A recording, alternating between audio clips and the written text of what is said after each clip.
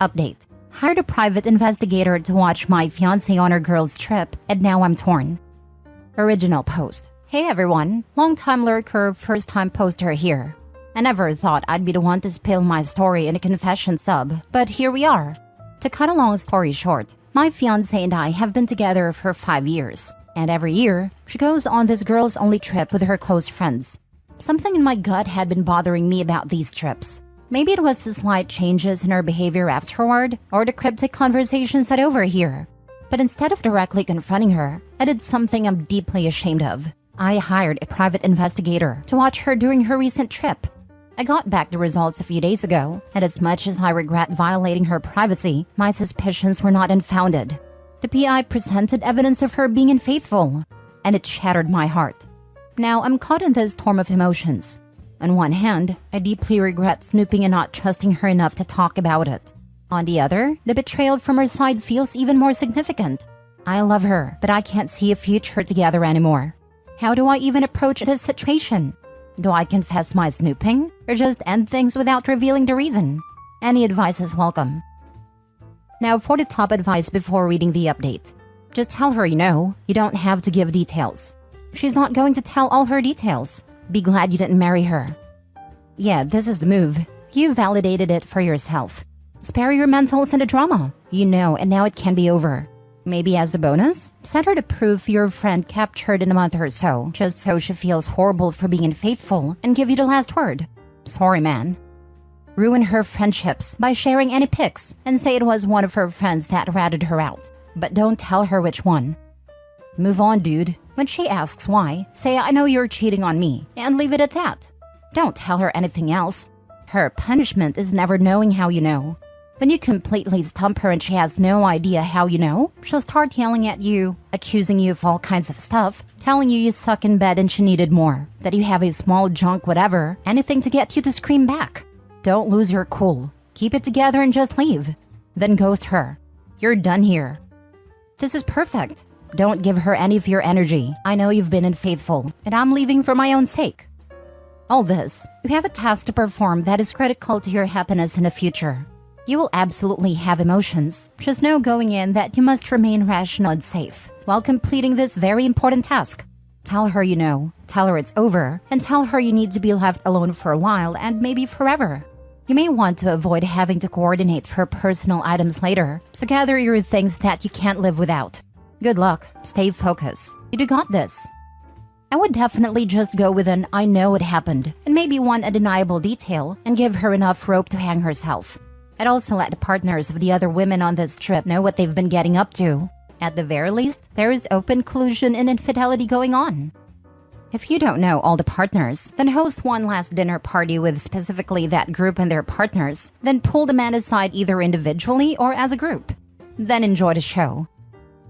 Now for the update. Hey everyone! I've received many messages asking about this situation, and I thought it was only right to keep those who cared in the loop. When my fiancée returned from her trip, I tried my best to handle things maturely. I gave her a chance to be honest, asking if there was anything she wanted to share about her trip. Instead of coming clean, she gaslit me, making me question my own perceptions and reality. Having the evidence I had, I confronted her about the affair. She was taken aback and immediately asked how I knew. I told her the truth, that I hired a PI. I didn't want to falsely accuse any of her friends, as some of you suggested, even though honestly part of me was tempted. She was furious. I've never seen her that angry in all our years together. Additionally, feeling it was the right thing to do, I shared the evidence with one of her friend's boyfriends, so he could be informed and consider getting tested if necessary. It was clear to both of us that our relationship had reached a breaking point. We broke up right then. Despite it being my house that I've financially covered for us, I left and checked into a hotel, giving her space and asking her to pack her things and move out. We didn't communicate for a few days. When she finally reached out, she expressed a desire to talk and perhaps find a way to mend things. But the trust was broken and I couldn't see a future for us, so I told her no. And now the part I didn't see coming, she's considering pursuing palimony payments. For those unaware, palimony is financially support provided to a partner in a non-marital relationship after a separation. I've been informed that due to the relationship laws in our state, this could very well be a real concern. I've initiated a process of hiring a lawyer. During our relationship, I got the majority of the financial responsibilities, including the mortgage. We had an unspoken understanding. My money's our money, her money's her money, due to our significant income differential. I never thought that my generosity would come back to haunt me. There it is, the updates many of you ask for. I wish I had a happier conclusion to this chapter, but life has its twists and turns. It seems she might have the upper hand in this final act, but I'm hoping for a fair resolution. Thank you for the support and advice. It has really meant a lot. I hope that the palimony does not materialize. It may not feel like it, but it's better to know now rather than a few years, and kids potentially down the road. Good luck to you. I can't imagine there being much of a case since she cheated. That's typically checkmate in these things. Eddie has the proof. I hope he wins, then countersues her for his legal fees. To hell with this useless little scrubber. Actually, now that you mention countersuing for legal fees, I hope he might just tell her that directly. It might call her off her absurd witch hunt for money. If she has nothing to lose and everything to gain, why not go for it? Sometimes certain lawyers will even agree to work on the case for free if they feel they can win it and only get paid when they win. If OP tells her he'll be countersuing for legal fees and that a significantly higher salary has afforded him a very expensive lawyer, suddenly there's a financial punishment if she loses. It might get her to drop the whole thing before it even starts. Good luck, OP, and as far as her guilt goes, don't let yourself feel it. You don't deserve to feel guilty at all. I may catch some crap for this, but I've always said the ends justify the means when it comes to cheating and relationships. I too have found myself doing unethical things in order to confirm infidelity. I would have felt a little bad if she had come up clean, but sure enough, she came up dirtier than that pair of undies in high school gym class that sat all year in that one locker no one used. I was completely justified in my actions. If I hadn't taken matters into my own hands, right now I'd be married to a no-good rotten cheater. I don't care what anyone says. Anything is better than being innocently tricked into that situation. I agree. The normal rules go out the window if your gut feel turns out to be right. Then you should feel no shame, and you should thank your lucky stars that you found out in time. Not a lawyer, but I thought alimony was pretty much void if one partner isn't faithful, so it seems like this should be even more clear-cut for palimony. Hope that's the way it works out for you. Not true. I live in a no-fault state. I know someone paying huge alimony to his cheating ex-wife who left him for another guy. But she's not his wife, and she is working, not a stay-at-home wife. His house, so he is paying the mortgage for his property. It doesn't imply him to agree to support her, but he should absolutely follow his lawyer's advice and stop talking to her. Frankly, I would ask the lawyer if exposing her cheating will not hurt his case. I would blast her and her friends online. She might be encouraged to get palimony by people around her who think she is the victim. When her cheating becomes public knowledge, they will stop encouraging her, and she will look like POS in their eyes going for the money of the guy she wronged. It might damage her reputation a lot, and she might back off on the money. Next story. Am I the a-hole for telling my ex-wife not everyone is a self-centered witch like her? I, 45 male, was married to my ex-wife, Kelly, 45, for 15 years. We have 2 children together, ages 16 and 10. We divorced 7 years ago. She left because I lost my leg. 15 years went down the drain because I was in a car crash. I was the main provider and we had a toddler at home that she couldn't care for us both. I'm not here to bash her on that. That's just the backstory. I'm now married to my wife of 2 years, Shay, 32. We are expecting our first child together, and she helps me raise my 2 since I get them every other week. She's incredible, everything that my ex wasn't. Kelly always makes comments about how the age difference is a red flag and how I should watch out. I've always brushed them aside, as I only have to see her during drop-offs and pickups. But ever since she's found out the news, she keeps reminding me that I am a 45-year-old amputee who will have to care for an infant, and if I'm sure I can do it and if Shay's gonna put up with it. Tonight, Kelly said to me that I better have a backup plan just in case. I snapped and said, not everyone is a self-centered witch like you. Kelly got mad and brought my kids home. It was supposed to be my week. I called and texted multiple times because I wanted to see my kids. She then sent me a long text that night about how she couldn't believe I could say something like that to the mother of my children, and that she was just warning me about what the outcome could be with such a younger woman, and how badly I hurt her feelings. I've yet to answer, but my wife knows I want to see my kids, so she says I should just suck it up and apologize. Am I the a-hole?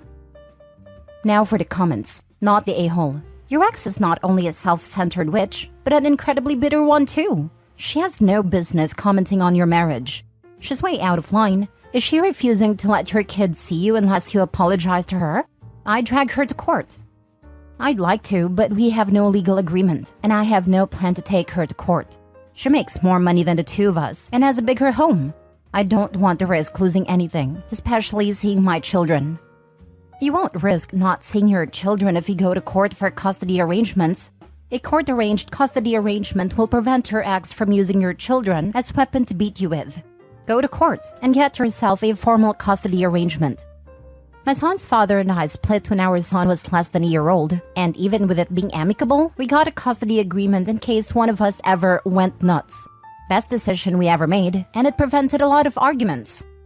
This, I know legal terms like prenups and custody agreements set off alarm bells for a lot of reasons, but it really is best to get that stuff sorted out in writing while everyone still likes each other. My brother did the informal custody and alimony thing, where everything was all good with his ex, so he didn't feel a need to push for anything legal.